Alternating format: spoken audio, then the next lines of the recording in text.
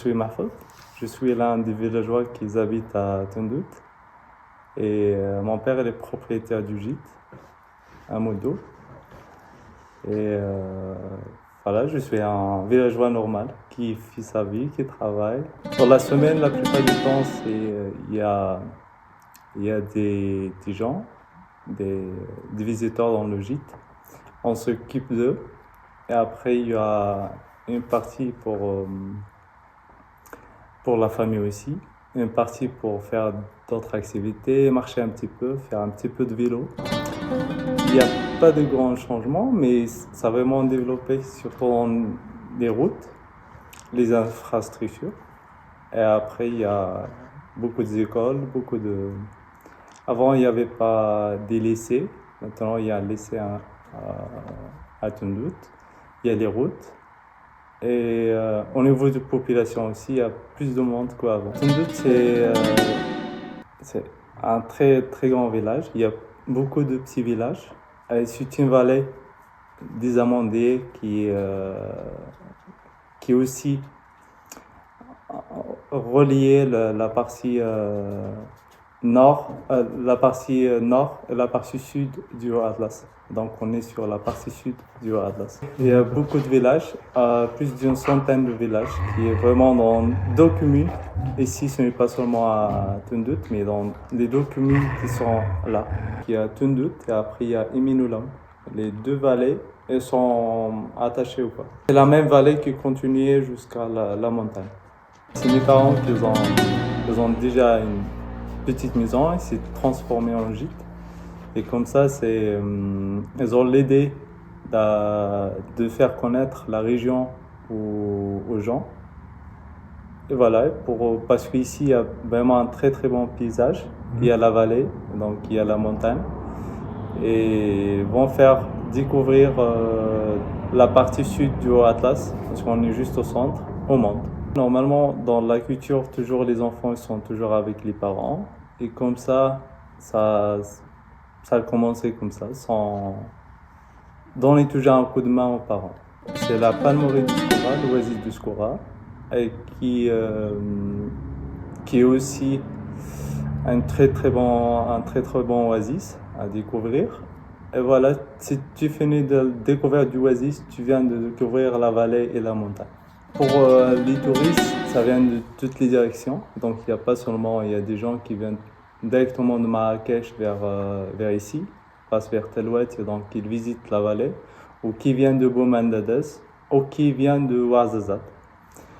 Et pas forcément les gens, les touristes qui sont à Skoura, ils viennent toujours de visiter la montagne. Ici, ils viennent pour voir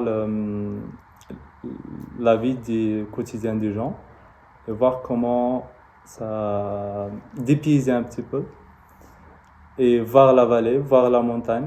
Et ce qu'ils cherchent un petit peu plus, c'est de faire des petits sentiers en vélo ou avec la moto ou en quad. Et donc il y a plusieurs activités, ou marcher un petit peu dans la vallée et faire un trekking dans la montagne. Un très grand pied, c'est très large, il y a beaucoup de choses à découvrir. Et donc, on ne peut pas faire ça dans quelques jours ou une semaine. Il faut vraiment un mois, au moins, pour voir un maximum sur le Maroc. Et donc, elle est très diversifiée au niveau du paysage, de la culture et des traditions. Le Maroc, c'est un pays qui est multiculturel et donc on peut se sentir comme on est chez nous quand on vient au Maroc. Le Haut-Atlas, c'est très très joli, donc c'est un lieu, un endroit qu'il faut découvrir. Dans les prochaines années, j'aimerais bien, pour le gîte au premier, d'être un peu développé, d'avoir un petit peu plus de monde dans la région. Viens visiter Tundout, viens visiter la vallée des Amandiers. Les gens ne connaissent pas, et après c'est pas, comment dire, c'est pas vraiment un point d'arrêt, c'est pas très touristique. Peut-être au futur qu'il sera connu ou quoi.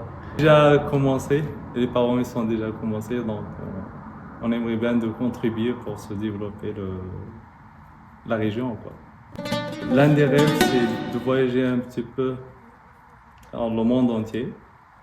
Après, c'est de découvrir d'autres cultures, vivre cette sensation d'être un petit peu dans d'autres environnements. Même si ici, dans le gîte, on voyage, on reçoit des gens, on reçoit des histoires aussi, on reçoit beaucoup de choses. On va entendre des histoires, écouter des histoires et voir aussi les gens comment ils sont dans leur voyage.